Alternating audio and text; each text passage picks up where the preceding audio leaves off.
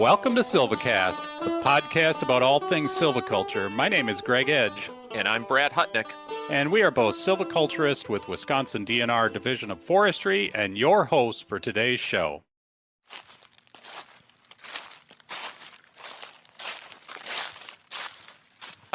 Greg, what are you doing? I'm marking this walnut.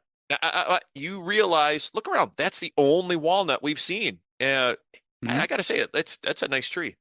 Well, exactly. Have you seen the rest of the junk we've been marking all morning? This sale is never going to sell unless we sweeten the pot a little bit. Oh, boy. Besides, Brad, look at the bark pattern on that. The growth rates are definitely slowing down. It's time. It looks perfectly healthy to me, Greg. And I don't know, you think it's just magic that we're going to get more walnut around here?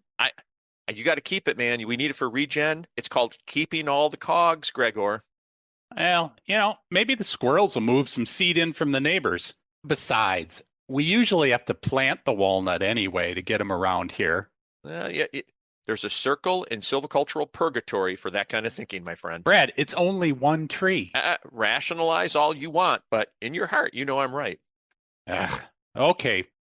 I'll run it past our guest this week on SilviCast. How about that? Giddy up. We're going to have Marianne Patinelli-Dubay, Environmental Philosophy Program Coordinator at SUNY's College of Environmental Science and Forestry. A philosophy professor. Marianne will know what to do. I don't think it works that way, but hey, don't do it. Too late. Don't do it. Too late. My finger's on the trigger. Don't do it.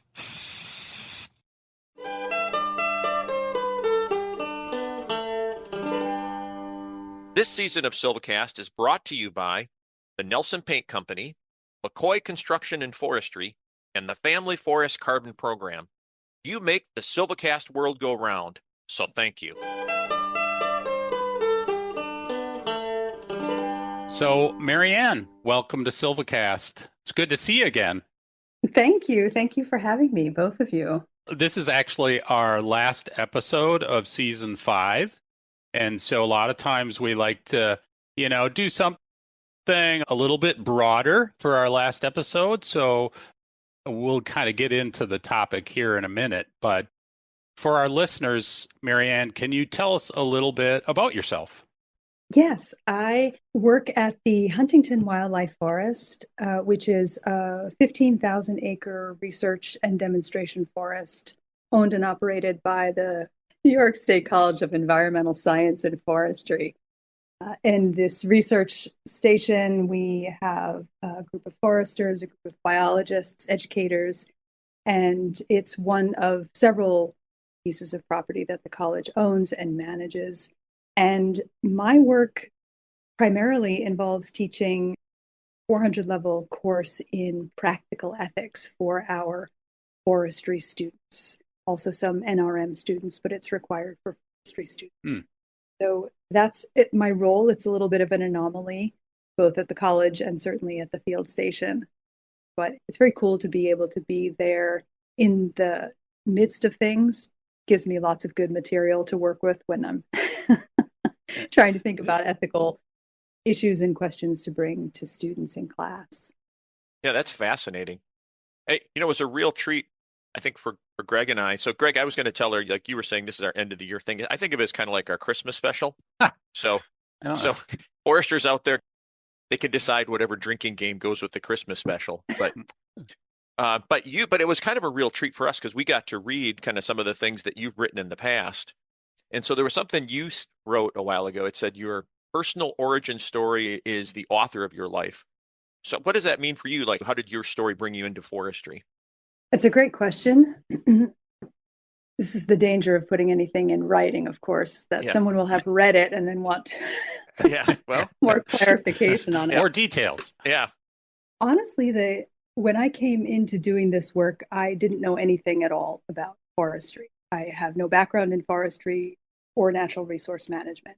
And when I was creating a professional level workshop in practical ethics for Department of Environmental Conservation, foresters, and land managers, when I was doing that work, over the course of it, I began to realize that my perspective as a philosopher is not necessarily grounded in practical, hands-on things. This is one of the primary problems with philosophers, that the work never lands. And so I quickly realized that foresters are in the thick of it daily in terms of having to navigate really complex questions and problems that always involve having to make a choice, having to discern the correct move. And so it was, on the one hand, easy to see that practical ethics was necessary for them, but also at the same time, impossible for me to understand how to land ethics in forestry because I don't have any background in it. So I started to bring foresters into the workshop to provide information and insights into the kinds of trouble that they're in on a daily basis. And so from there, it really became, I think a mutual awareness. You asked about an origin story. I think the origin story was the moment when I realized that foresters were not schooled in the grammar of ethics and philosophy, and foresters at the same time realized that they didn't have the grammar properly to address the kinds of issues that they encounter all the time in the field. So what seemed like a weird marriage, ethics and forestry, suddenly became something that was immediate and necessary, and foresters really wanted it. And I think that was really the beginning of the thing. Mm-hmm. And so those workshops, I guess evolved into you doing work actually with the college and teaching this 400 level class to foresters. So you do teaching both to undergraduates and you do workshops with professional foresters, right? Yes, and it started with that professional series of workshops. And then eventually we realized that those same foresters didn't have any of this background coming into the field. They didn't have it in college. And so the ESF decided, well, gee, this not only does it satisfy Society of American Foresters accreditation requirements to have ethics, but also it prepares our students in a way that we found lots of professional foresters would have liked to have been prepared. Yeah, I don't think I ever had a class in ethics that I can recall. Brad, don't Greg, yeah, don't you look did. at me like you did. that. Well, you did. You did. I did? You did. In fact, What do you mean? Well, Professor J. Baird Callicott had a class on environmental, what was it? It was like environmental ethics or environmental conservation or something like that.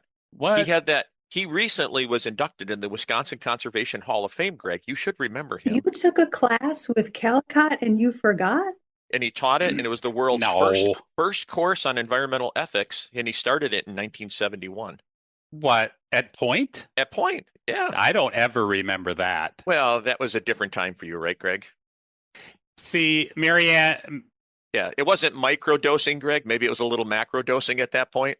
Brad and I were at Stevens Point at different times. Yeah. And I was there earlier, so there weren't all the same professors and instructors there. Right. Because Brad was like wasting his time away on as a classics major or something like that. Yeah, okay. Well, I think we've spent enough time on this, Greg. We can talk about something else. So, yeah, so it's all good.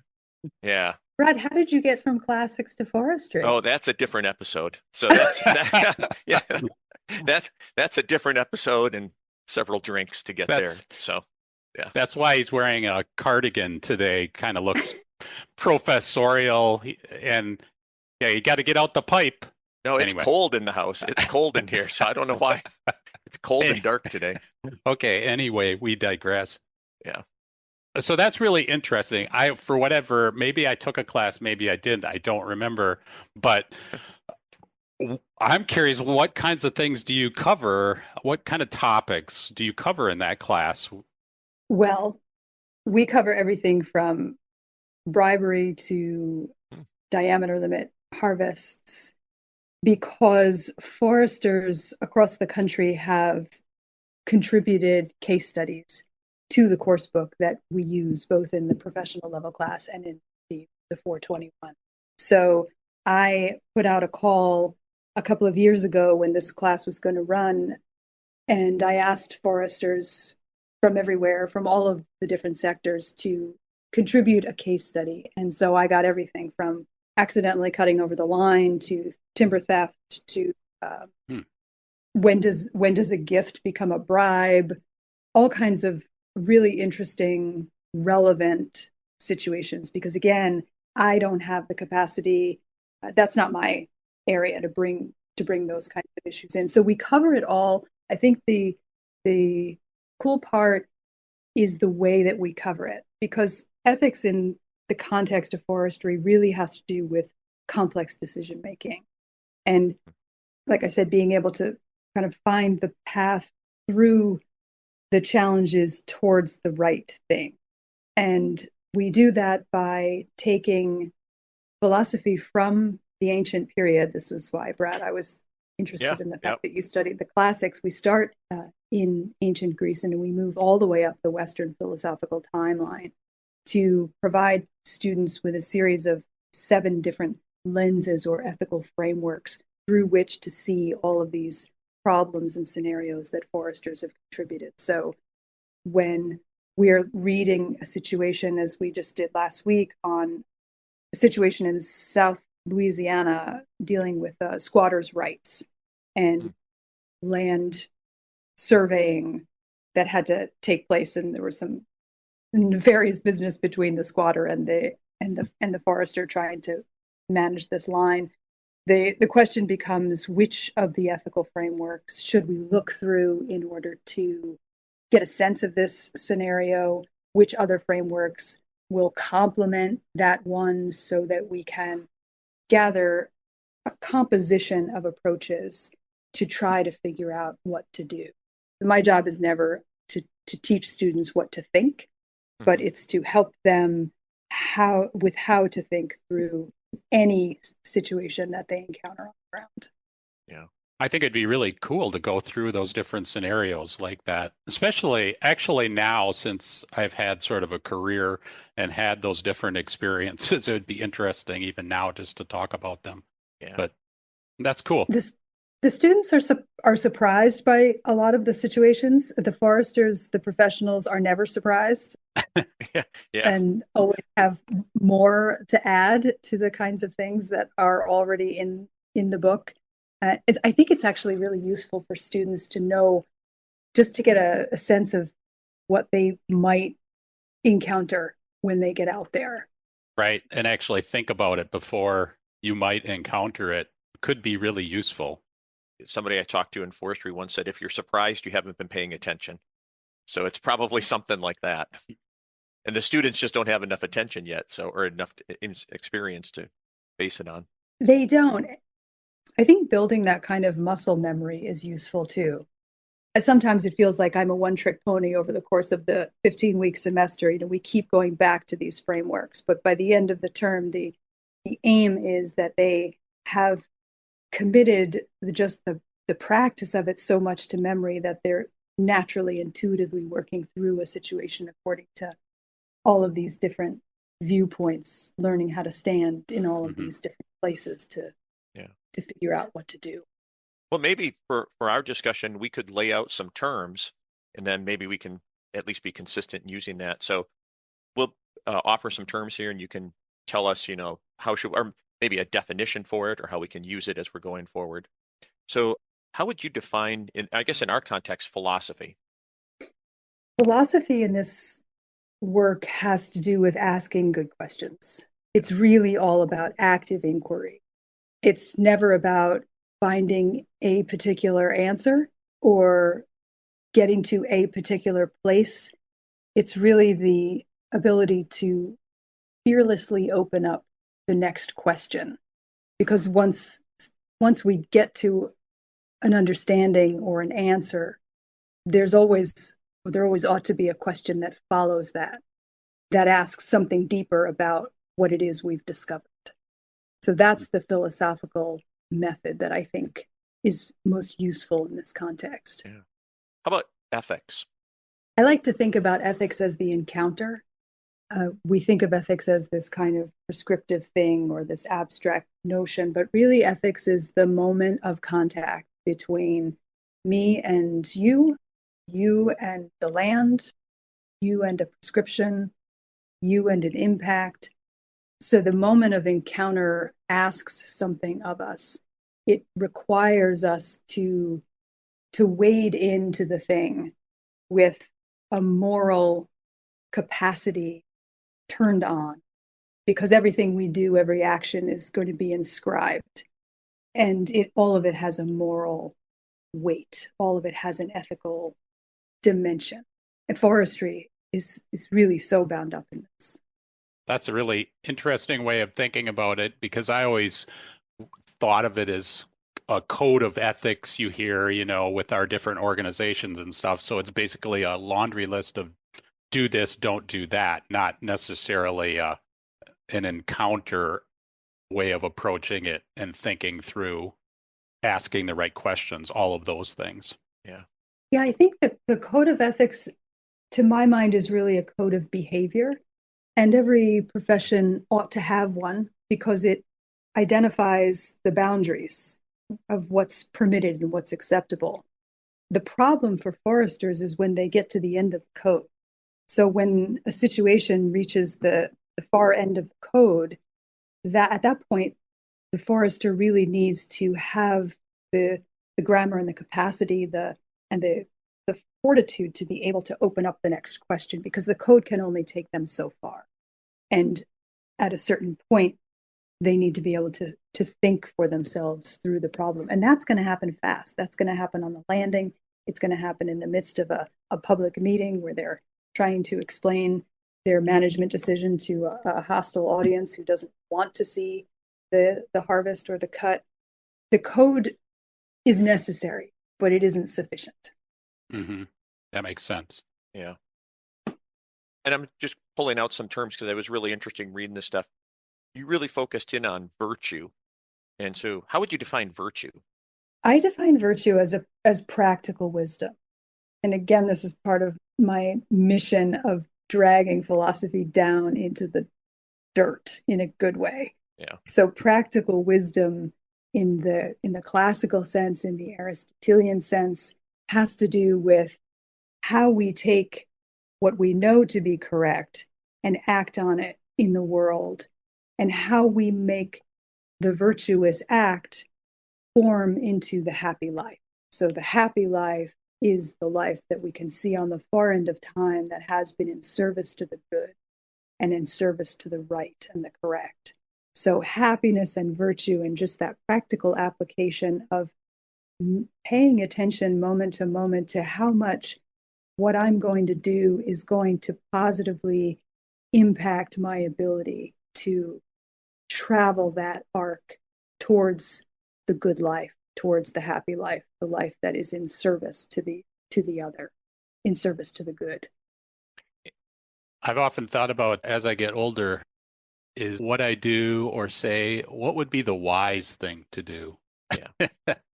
Well, but I don't know if I've gotten any further on that. But I was going to say, Marianne, you actually say in some of your writing too that we should love wisdom, which is kind of like getting at what you were saying there as well, Greg. But you studied those classicals, Brad, and I don't see any more wisdom coming out. So I'm kind of oh boy, we opened a door here. That's an interesting point, because I think wisdom we often associate with maturity. And in conversation about that situation in South Louisiana last week, I was asking the students, how is it that the forester who found himself in this quandary at 25, now at 50, is still living with the regret of how it turned out? What is it about the passage of time that brought him from a young man of 25 who couldn't possibly have had the insights and the humility to have done what he knows now would have been the right thing? What happens over the course of that time? I think maturity and wisdom is like something we say, but I also think what happens over the course of time is more of that encounter, more of an opportunity for him to live in the muscle and thrust of that tension and to learn how to orient himself over time in service to the good. And that's what we have 25 years on that we call maturity and wisdom. I think it's all just this compilation of experiences. Mm-hmm. I don't know, Greg, about you, but the thing I've always found really interesting, and I don't get to travel every place, but here in Wisconsin, traveling around talking to foresters, is that I do get a sense that foresters actually think about the past and what they've done, because you can see we're a profession that kind of lives with the results of what we've done for a long time, and then others are forced to live with what we've done too.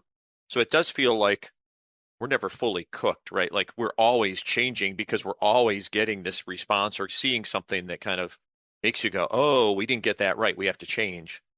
So there's a little humility, I think, based in what we do too, if we do it right.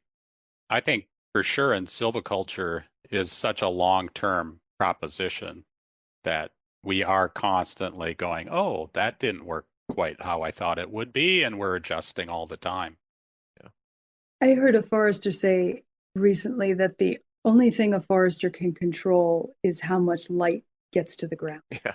Yeah. And I loved that because it was an observation that comes of pure humility and recognizing that the forester can only control for so much, even though you're projecting and anticipating and investing all kinds of knowledge and information into the decision. Still, there are circumstances and a whole world that will interfere with what it is you had planned. And ultimately, it's all just a projection, I suppose. Yeah. So these kind of lays the foundation for stuff. And then we kind of think about ethics. And we're one of those professions where we're interacting with the natural world. And I think a lot of people in their professional experience, they're not doing that, right? They're dealing with customers, they're dealing with clients, they're dealing with things, but we're actually so do you think that really complicates how we get to work with ethics? I do. Yeah. I do. I think foresters are in a real bind because you are beholden to a number of different values and constituencies. And depending on the sector you're working in, that's more or less amplified. Even a consulting forester whose immediate aim is to understand landowner objectives, for example, is also responsible for the system and for flourishing and for the landowner's objectives, perhaps that they don't know that they have or that they aren't able to understand yet. So the complications for a forester are manyfold. And I'm continually fascinated by the dilemmas that you encounter because you go into it for the love of the thing, and the thing is the landscape. It's for the system, and so along the way into the system, you are in a way distracted by other goals, other values, economics, and things that interfere with the original intention, which is the for the love of the land. And you have to be in service to those other constituencies, stakeholders, and values. And all at the same time, you're trying to do the best thing you can for the forest. Mm-hmm. I think that gets to something you said, Marianne, about you can't really tell the students what they should or shouldn't do. It's really more, how are you thinking about it? And in silviculture, we have a saying, because we have many sayings, Greg. We have many sayings. Yeah, many sayings. We have a saying, only though. A couple we can relate here. But we have a saying that talks about, what's the best answer to a silvicultural question is it depends. And in fact, Brad and I have talked about getting T-shirts that say it depends on it. Yep. Because we give this answer many times. Yeah. The second half of that, Greg, is that I get to say that you're wearing depends then. But then anyways, keep going. Yeah. But bump. Okay. Yeah. So my point is not that. My point is that the science of forestry and silviculture is really complicated, and there's often many, what I'll say, are right ways to go about doing something, depending on the situation and the objectives and all of that. I just kind of maybe hear in what you're saying, Marianne, that that's sort of what you're getting at as terms of ethics being this sort of way of thinking or how to approach and question an issue that's coming up. Would you say am I on track with that? Yeah, first I'd like to thank Brad for the depends joke, because now the bar is so low that I'm not at all nervous about giving you all the correct answers. You should have learned that right in the beginning, Marianne, that the bar was that low. That's my job. That's my job. That's great. Yep. This is And what so I then work with every day. your question, Greg, was kind of lost in that. You're asking about whether or not the right answer depends on the situation, or if there is actually a correct path through. Yeah, is ethics a way of thinking or just a way, is it kind of related to this silvicultural questions in that that oftentimes there isn't one correct pathway. It's a matter of teasing out, depending on the situation, what the correct pathway is. So I'm kind of hearing that in a way on how you're describing ethics. I think that there is a correct answer and there is a correct move. I think sometimes we know it by the fact that it's going to be hard. And so circumstances will make the correct move difficult. Right. And it's in that moment, I think, where we often default to perhaps the less correct move or the easier move, because circumstances are making the right thing complicated or hard. That being said, what I'm trying to encourage students to do is, in a way, sculptural.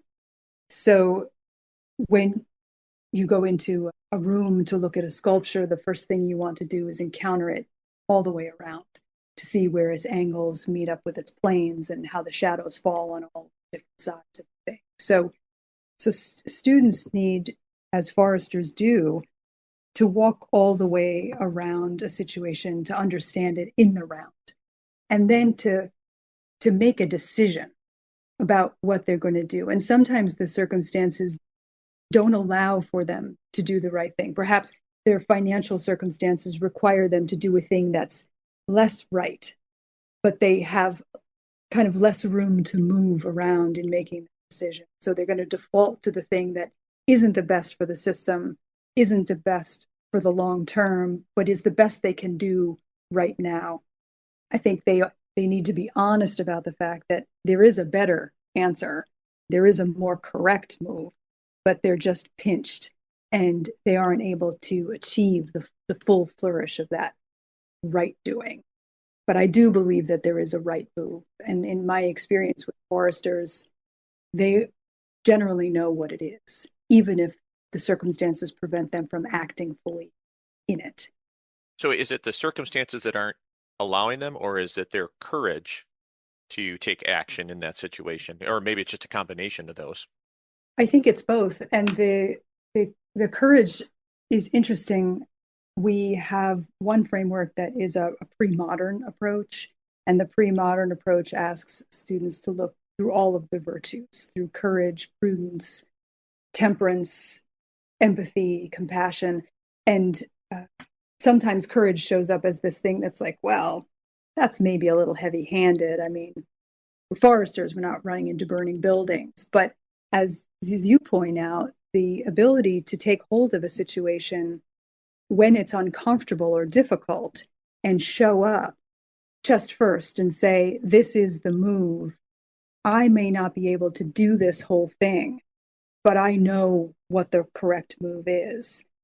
That requires a certain amount of courage. Stopping a job that is going sideways because the conditions are deteriorating takes courage. And then depending on who the forester is and whether they're alone in the back 40 and dealing with contractors who are going to be antagonized by having to shut down the machines, shutting down a job is going to take a lot of courage. Maybe they don't do it because their personal safety is taking priority. It doesn't change the fact that there is a move that is best, whether or not they're able to tackle it. Does that make sense? Yeah. Yeah. Yeah, I like that idea of looking at all sides of the issue before sort of using your judgment to make a decision. And kind of your example there of shutting down a job. So that's a really practical thing that foresters encounter. You know, maybe it's really wet and the machinery is rutting the forest and you have to make a decision on that. But first, you need to really kind of look at the site. You need to look at what all these different factors are coming into play. But as you said, I could see just from experience, you come to a conclusion, you kind of know what the right move is based on having looked at all of that. So that makes sense to me. But at the same time, so the forester shuts down the job and the contractor now is out of work. So by doing the correct thing here for the system, you're doing a harm over here to the contractor. So even more than being able to see the whole field is taking responsibility for the whole field. Because once you see it, you can't not see it. Mm-hmm. And so once the student understands that there are the myriad groups and stakeholders, all who have a vested interest in the thing, then they have to prioritize which ones they're going to care about, which ones they're going to give priority in the resolution. But once they do that, they have to also acknowledge that there are those that they're not prioritizing. And so in this case, you shut down the job and the contractor's out of work or those machines aren't running, it's losing money every day. So there is a harm that occurs in there also. And the forester, whether explicitly or not, understands those risks and lives with those damages. Mm-hmm.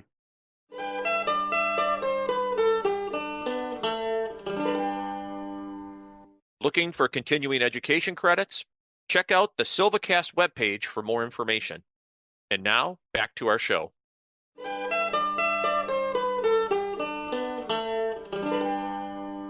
So we talk oftentimes about forestry being an art and a science. You talked about what we do, and I really like, you said it was a craft and a calling, or it can be a craft and a calling. And so I would think that looking at something, through that lens of a calling probably even puts a little more into it, like it ratchets it up a little more in that situation, trying to make decisions. I think it's true. And, at its best, a craft is a vocation, which in and of itself is that kind of a calling. It does add emphasis because most foresters that I've encountered really understand this as more than a career. They're in it out of a sense of obligation, out of a sense of fidelity to right doing and to flourishing. But the flourishing isn't unidirectional. Flourishing for a forester is ecosystemic. It's human. It's beauty. It's aesthetics. It's a whole number of things that often are not compatible.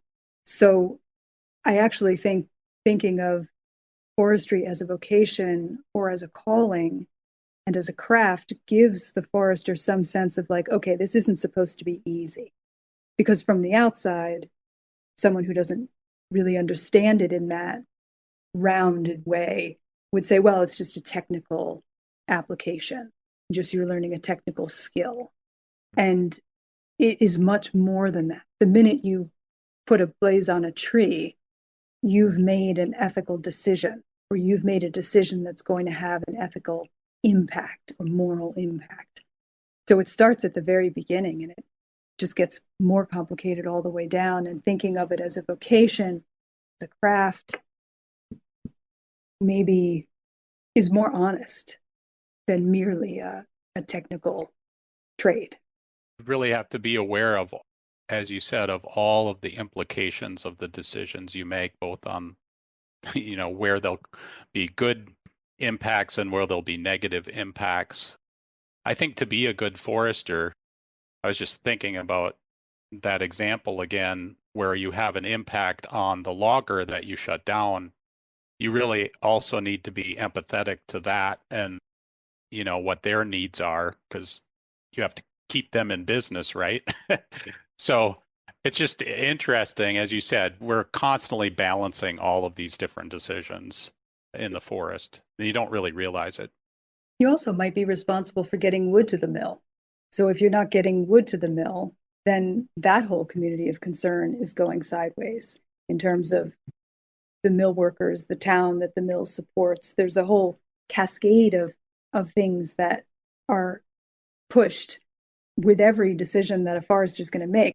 And I think, you get to a point where you risk it being too much. Like, I'm really just trying to make a decision so we don't destroy the stream. So let's maybe not get into the 50 different repercussions of me shutting down the job. But the reality is that once the forester makes that call, all of those realities are going to show up, and he or she has to answer for the decision that they've made. Foresters are called to account for why they've done one or another thing. And so having taken the whole scene into consideration on the front end is helpful when they're asked to explain themselves, which they're also probably going to have to do. Yeah. We say that to our foresters, Brad, with certification. So certification requires audits, and it requires answering lots of questions about why you did something or what is this meant to do. And what we always tell the foresters is just know why you made decisions, like be able to explain why you did something. That goes a long ways towards answering their questions. So that's a little along those lines. Yeah. And a lot of this implies that we're all reading from the same ethical standards, right? And so, and one of my favorite things you wrote, Marianne, was it basically was this article for the Forestry Source where you kind of looked at, like in forestry, we get this schism a little bit, right? We started in one place, we divided, and so we're not all like, we might be looking at the natural world differently depending upon our ethical foundations or what we're basing our forest management on.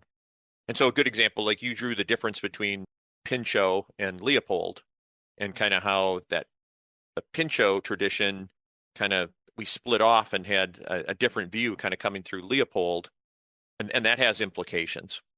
I think it does. That distinction among foresters became obvious to me a few years ago, and it was funny because I thought, well, it's all forestry. What's the tension between what I'm seeing among foresters who are all active in the field? And yeah, I think it has to do with whether one considers oneself a steward apart from the landscape, or whether one considers that the landscape has what we call intrinsic value in and of itself, wherein we don't necessarily have the authority or the wisdom to make decisions on behalf of the system that is better off maybe with less management or a light touch, or even in the case of wilderness, left alone. So it's a really subtle difference between those two ways of thinking. And I think it's actually exemplified in Pinchot versus Leopold. But as I think I also said in that essay, that the best of forestry is the communion of those two approaches, recognizing that we are, in fact, stewards of the land, and that it is our obligation to recognize that there is a kind of responsible stewardship that's always seeking deeper understanding in order to know what to do. And that understanding comes from really looking into the land, not always looking at projections and charts and in the abstract, but really having an affinity and a fidelity, an obligation to encounter the world where it shows up, and to hold ourselves to account for how we show up in response to it. So at its best, forestry is both of those worldviews. And I think we sometimes get stuck in one or another position. I think it undercuts the promise of forestry. Mm-hmm. I like that idea. When I read that, we can encompass both of those viewpoints, right? It's kind of what you said earlier, looking at things from all sides. And there's definite strengths to the argument on all sides. It's just considering all those different aspects. And Pinchot was looking at certain aspects and Leopold was looking at certain aspects, but they're all valuable, and you need to look at all of them together. So I like that just thought that those things can work together. Yeah. I think it's true, and I think part of the usefulness of presenting different ethical frameworks for students and foresters to work through is that they can gather up the ones that complement each other, the ones that help them to shift emphasis. For example, they'll look through a kind of justice and fairness ethic, which in their world is dealing with, is this behavior permitted, or do the BMPs allow it? Is it okay in terms of best management practices? And then that perspective is complemented with a care ethic or a behavior of care that wants them to understand, wants the forester to understand, well, what are the relationships that exist within this scenario? What are the binds between players, between stakeholders, between emphases? And so how does something like an objective worldview or rational worldview complement a subjective and a relational world? So seeing those two things as distinct is important only insofar as it helps us to bring them together like a puzzle so that they're fitted. Looking at things in the abstract and kind of isolated realms is not, it's not how the world works. So being able to integrate different approaches and sometimes contradictory approaches is necessary, or at least trying. And I could see, though, like where you would still have to wrestle in those situations, right? You might have the steward and you might have the person who has that, like the other view, each having different ideas about what sustainable means in that situation. And so you would have to keep digging down. Like that wrestling would take a while. It wouldn't just be like, hey, it's kumbaya. Let's just go forward with some, here's our baseline we can both deal with. It would, I imagine that, I mean, it's not easy because you pointed out, we've been wrestling with it forever. Yeah, and even in the particulars of an ordinary situation, like shutting down a job, it's possible that the damage being done by continuing to run those machines is not insurmountable. It's not going to be a total habitat loss. It's just kind of inconvenient. It can be remediated after the job is done. You can make those kinds of adjustments, but you're also having to explain the harm and justify an account for the harm. So it may be that you continue to let the machines operate, but you also have to recognize that you have an obligation to the land, an obligation that you entered into when you entered into the field. So even when you make a decision that you can explain and that is perhaps correct and legitimate, you still have to account for all the ways that it falls short. In part because as a forester, somebody is always going to want to know how you can justify allowing, in that case, the job to continue. I think it's really valuable for foresters to go through the process of how they think about these things. So I think that's really valuable. And so kind of broadening this out, I just wanted to get your opinion on something. Uh-oh, is this our discussion from last week? Yeah, so this is our discussion from last week. Oh, okay. Oh, boy. Just boiling it down to a philosophical question. So might not even be philosophical, but maybe it is. Brad, my brother, Steve and I were pheasant hunting out in South Dakota. And so we were debating the ethics of hunting. No, we weren't doing that. No. But that's another show too. Yeah. We cause no harm, unfortunately. Yeah. All intentions aside. Yeah. Yeah, this is quite a slump. Yeah. So no, but actually we are having this philosophical discussion about, do forests need humans? And we thought we had different opinions on our team here. Yeah. So just gathering your thoughts on that. What were your opinions?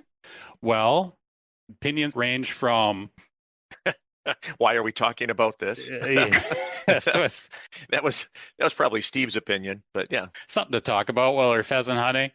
Yeah. No, it ranged from, forests get by fine without humans. Natural processes occur. And it's more humans need forests for certain things. And so they, manage those forests for their benefit. So there was kind of that whole side of it. To, I think Brad was, well, aren't humans part of forests ecosystems? So aren't we part of the equation? Therefore, maybe some human disturbance is actually a part of that system, just like some deer browse is part of our forests here in the lake states. And then we got into something, Brad, what was it? Something about being a steward, like for, Yeah, just being a good steward of the forest is right. our role in that system. So Yeah, anyway, it ranged the gamut. yeah. We took it down a lot of alleys. Mhm. Yeah. It sounds like a productive hunting trip, even if you didn't Yeah. kill anything. Yeah. I think the question of whether forests need humans, which I understand to be your basic question, is I think you can't escape the fact that humans are in the system. So, given the fact that humans are part of the system and have a role, both presently and historically, they are also obligated to behave within the role. So, I think you can't make a case rationally for how the forest could get along or should get along without humans because we're already in it. Mm-hmm. So just framing the question becomes kind of an intellectual exercise if we're going to extract humans from the calculation. Yeah, which we're not. Which we're not. So Yeah. Given that we are in and among the particulars of the question, I think, yes, there's a need and a responsibility. I think they go hand in hand. That's a good way to put it.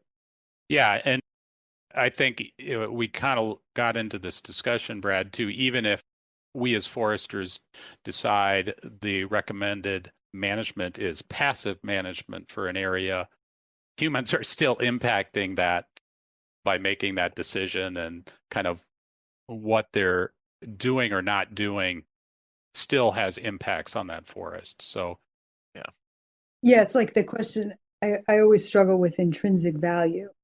The thing that has value, regardless of whether or not it has any benefit to me. But by just saying it has intrinsic value, I've assigned it a value. So it's impossible to get out of that loop. And I don't even think it's necessary. I think that's a distraction, actually. I think the better question is how can we behave responsibly within the system that we belong to, and recognizing a sense of belonging rather than a sense of occupation.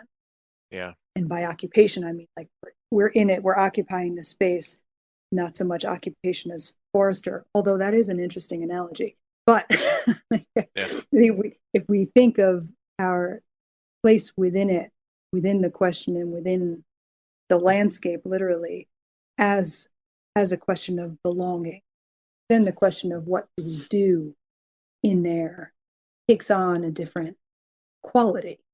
mm-hmm. Henry Bugbee, who's a philosopher out in Montana, and he wrote, "As we take things, so we have them." It's one of the beautiful things that he wrote. And what he meant was that when we take something up with a sense of compassion, we have it in that capacity. When we take things up with a sense of curiosity, then we have it in that capacity. And the capacity in which we pick something up determines the capacity with which we carry it out. And so forestry is at its best in that way.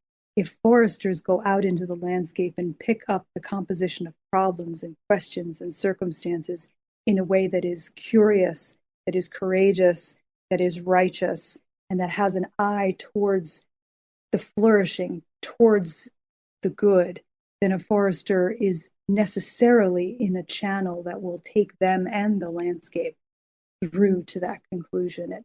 It becomes the telos, or the end of forestry as a whole. It becomes the objective or the goal. And then forestry becomes something that's not just transactional or instrumental. Forestry then becomes something that is a universal good. it becomes something that is a good in and of itself, because it has that righteousness and that flourishing as its telos, as its aim. And so it isn't just a thing that is instrumental for a purpose. It's a thing that has a purpose that is purposeful, that is for the good, for flourishing. Oh, that's fantastic.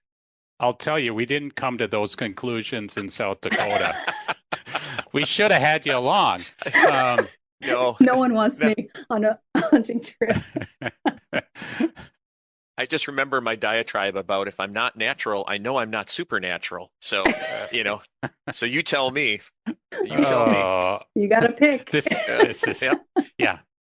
This is like a little insight into, the conversations we have. You should do a podcast in the hunting camp. Yeah, that would be hilarious. Yeah, be an explicit rating. Okay, so, well, we'll bring the recorder next year in the minivan, the hunting minivan. But based on our conversation today, though, Greg, I think we need to change. Like, if we ever get a T-shirt that says "It depends," now I think we should get one that says "Better questions, better forestry." Ooh. Mm-hmm. Yeah, that's deep. Yeah. Okay. Well, Marianne, thank you. Thank you for joining us. Are you sure? I hope you've not been scared away permanently. This is fantastic. No, I hope you haven't been scared. If I hear that somehow the cloud went down during our recording and this never sees the light of day, I will understand. No, I still see the recording button. Yep, so it's good. So awesome. Thank you for coming. This was a great conversation. Thanks a lot. It was fun. Thank you both for having me.